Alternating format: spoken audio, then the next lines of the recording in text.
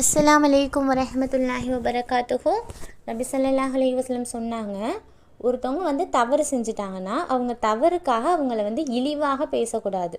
அப்படி யார் பேசுகிறாங்களோ, அந்த மனிதர் குறித்து யார் இழிவாக பேசுகிறாங்களோ அவங்களுக்கு அல்லாஹ் மரணத்தை தரமாட்டான். எது வரைக்கும்னா அதே தவிர அந்த மனிதர் செஞ்சு மக்கள் மத்தியில் இழிவு அடைகிற வரைக்கும் அப்படின்னு. நவுதுபில்லாஹி மின்ஹா. அல்லாஹ் தாலா இந்த மாதிரி செயலை விட்டு உங்களையும் என்னையும் பாதுகாக்கட்டும்.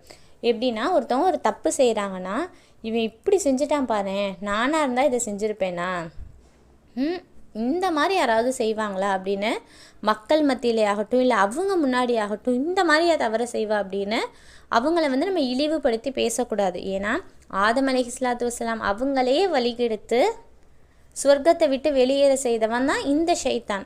சாதாரண மனிதர்களான நம்மளை அவன் வழிகெடுக்க எவ்வளோ நேரம் ஆகும்? அதனால ஒரு தவறு ஒரு மனிதர் செஞ்சுட்டா அதை நீங்கள் எப்படி சொல்லணும்னா, இது ஷைத்தானோட வழிகேட்லனால தான் நீங்கள் செஞ்சிட்டீங்க. அல்லாஹ் தாலா உங்களுக்கு பாவ மன்னிப்பை வழங்கணும்னு நானும் துவா செய்கிறேன். இன்ஷா அல்லாஹ் நீங்களும் துவா செய்யுங்க.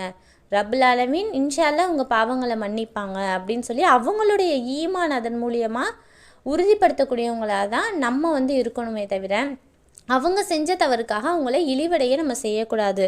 அப்படி செஞ்சால் வல்ல ரஹ்மான் அதே தவறை நம்மளையும் செய்ய வச்சு இந்த மக்கள் மத்தியில் நம்மளையும் இழிவுபடுத்திடுவான். இன்ஷா அல்லாஹ் வல்ல ரஹ்மான் உங்களையும் என்னையும் கண்ணியமான வாழ்வையும் கண்ணியமான மௌத்தையும் நம் அனைவருக்கும் தந்தல்வானாக. ஆமீன்.